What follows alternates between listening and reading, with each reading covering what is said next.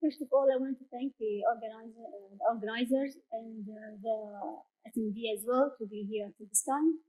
I'm going to talk about the threats and the breaches in the financial sector.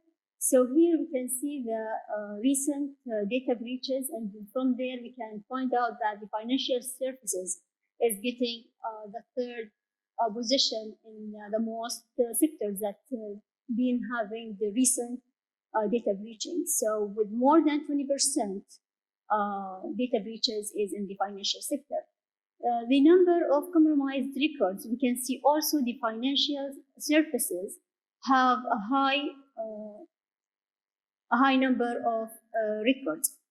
So cybersecurity is very important in different areas. However, with the financial sector, it is a must because we are talking about sensitive information in sensitive surface. So here we have some data breaches, visualization.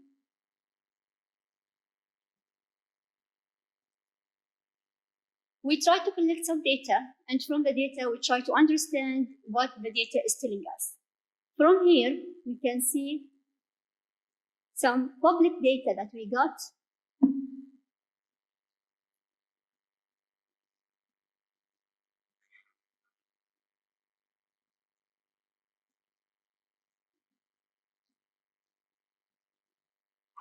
This is an online, so it's public.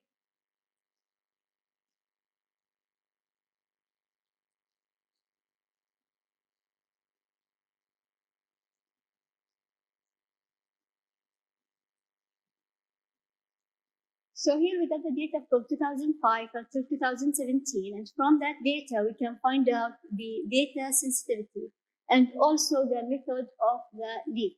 So here we can have different leaks. So there is the so here we have different methods of leak and also the data sensitivity from 2005 until 2017. Of course, if we go to different years, we can have it only for that year. So this is something where we can understand the data and understand what the data is trying to tell us. We can go back to the slide, please. So here, what are the assets of the financial sector? We have here three different assets. The customer data. So all the information related to the customer, his card ID, his personal information. We have also the insider information, such data, the same as the ones I showed you a minute ago. So these are some of the insider information. From that information, we can know more about the business. This would make the business different from place to other. Banking network. We are here talking about the infrastructure and the equipments that the bank has. Cyber attacks against the financial sector. There are many attacks, always there's a new attack to that sector.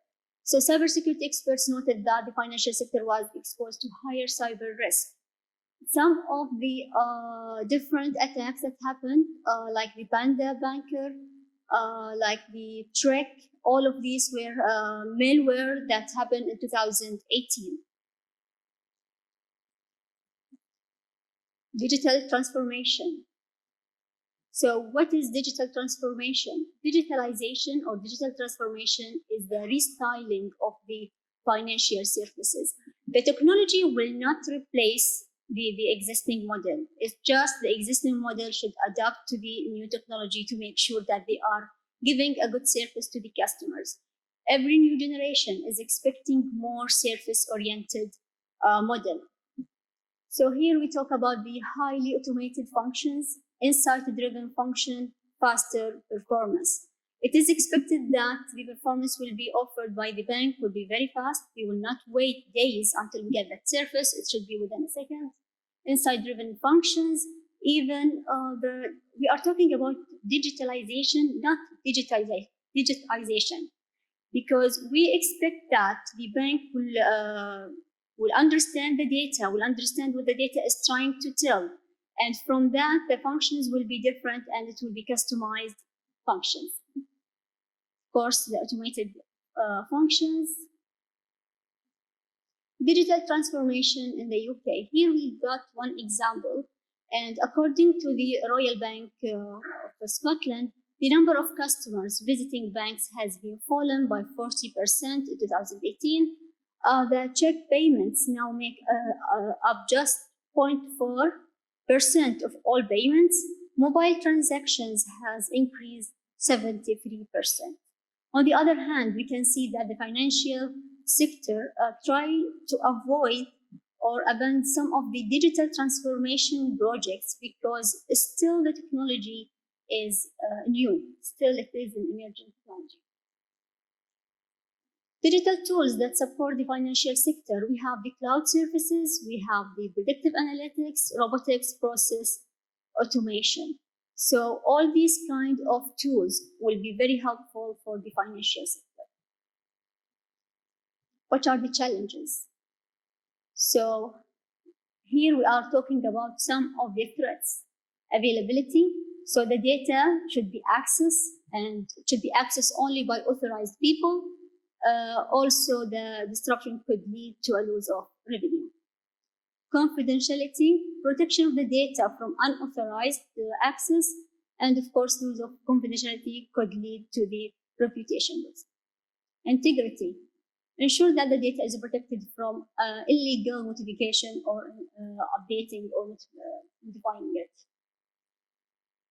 AI threats. Of course, when we talk about a new technology, there is always threat because technology is not ready yet. There is still a chance to make sure that we can use it whenever we need to use it. So technology is infancy. AI is still not fully developed, and potential errors could be disaster. So with the financial sector, it's very important to make sure that we are using a very secure platform. I'm not going to talk about other examples, but I'm sure you know more about what's happened with the Ethiopian airline and the failure that happened because of the software failure. So, according to the reports, of course. In 2012, the US market Knight Capital lost over $400 million in only 30 minutes because of a computer glitch. The lack of trustworthy AI regulation also is a threat. Not only the AI is as good as who has designed it, but it also depends on whose hand were in it. Type of attacks.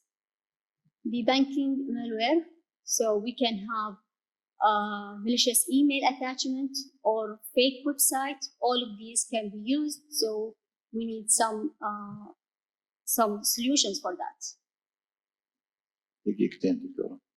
Understand.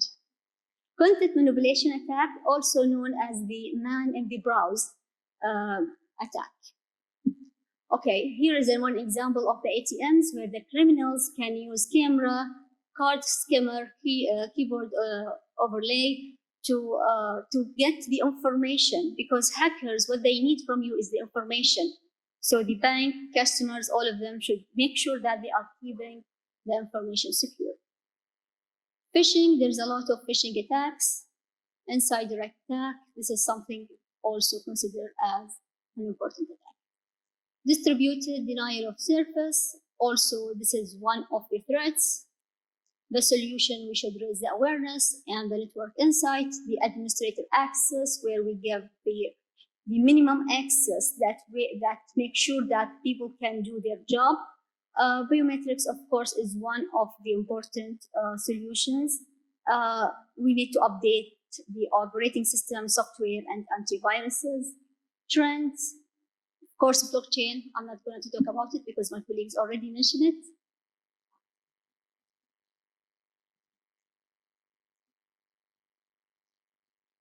And that's it. Thank you. شكرا دكتورة، يعطيك العافية.